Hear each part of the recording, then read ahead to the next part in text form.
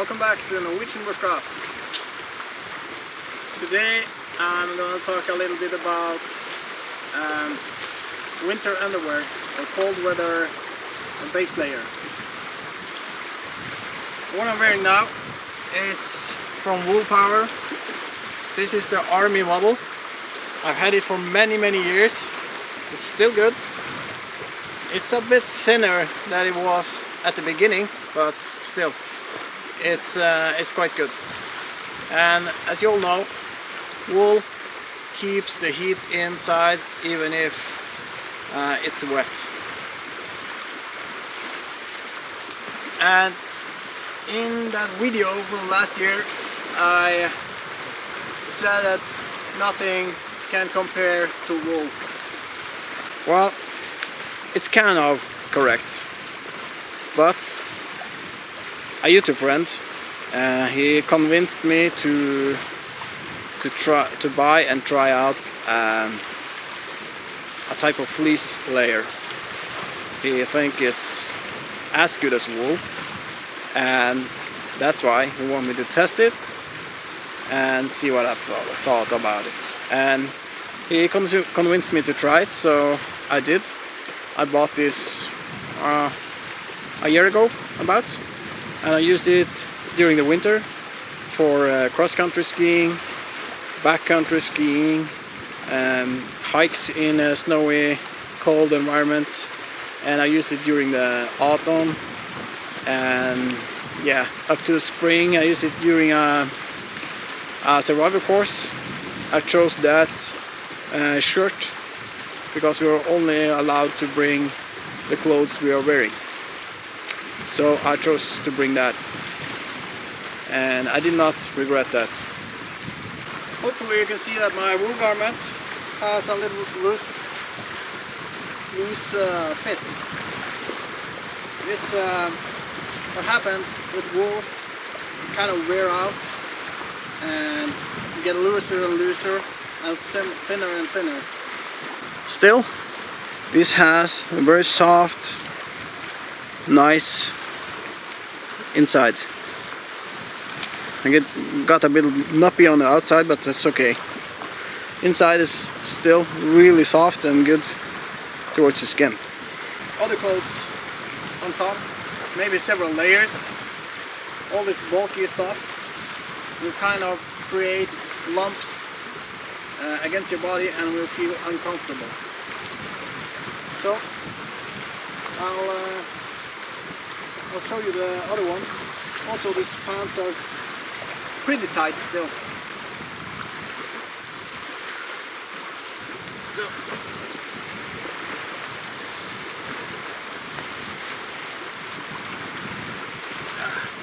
hopefully you can see that this is very tight, almost like a tights.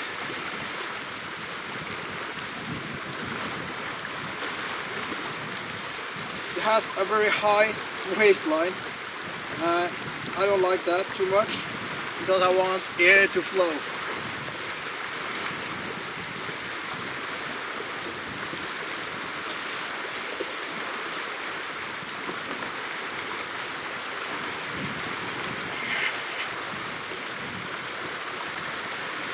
This shirt is very good. It's following my body. It's tight around my arms, shoulders, and my back. So this shirt is very good. And what the company call this, they call it a transpire base layer. It's not wool. See here, it has the same very soft, comfortable inside.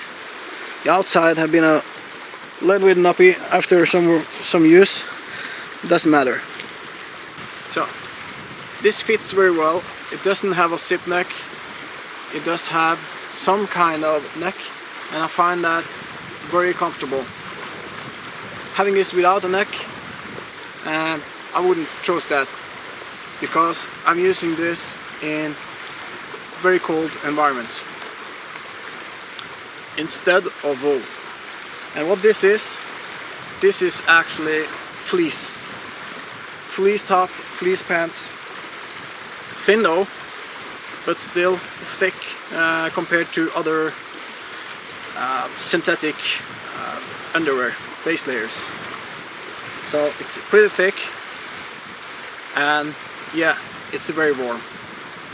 About the transpire function, this has to be tight to your body, because when you're sweating, this material will take that moisture and suck it through to your middle air or your air outside. I've had other fleece underwears, nothing had worked as well as this. I was really surprised. This is almost as good as wool, and I say almost because in high activity in cold weather, this gets too warm, it gets too wet, and usually you have some other layers on the outside, and you will not get rid of this moisture in the fabric. And what happens then? Yeah, you get colder. What would have happened if I was wearing wool instead? Well, the same. I would be very warm, I would sweat, and the wool would take most of my moisture from my skin into the fabric, but wool will still insulate a little bit better. But I find this underwear better than wool in some situations, and I will explain what. In cold weather with low or medium activity, this is actually as good as wool. I have to say, I never thought I should say something like that, but it is. At least for me, it is very good. So this is something I really not regretting using money on. This company usually makes kayak stuff, I think, kayak dry suits and stuff like that. And I would believe that this base layer underneath that dry suit will work very well. But it also works very well for bushcraft activities in the winter. Because you're not hiking very hard, you're not pushing very hard on skis or anything like that. You're doing some chores in the camp and everything. Very good. And even here now at the lake, it's not very cold, but there's some cold wind from the lake. And when I had this wool on, I felt a little bit chilly. After I put this on now, I'm actually a little bit too warm. I don't know if you can see. Yeah, you can see through my wool. You can even see contours of stuff. So that means that this is less windproof, but it has bigger air pockets. So even if it's wet, it will keep big air pockets around your body, so it will be warm. Try to this. As you can see, much smaller air pockets and a denser fabric. The denser fabric makes it not windproof, but it keeps this wind away from me. So it's actually good. It's not only on the sun side, but on the shadow side also.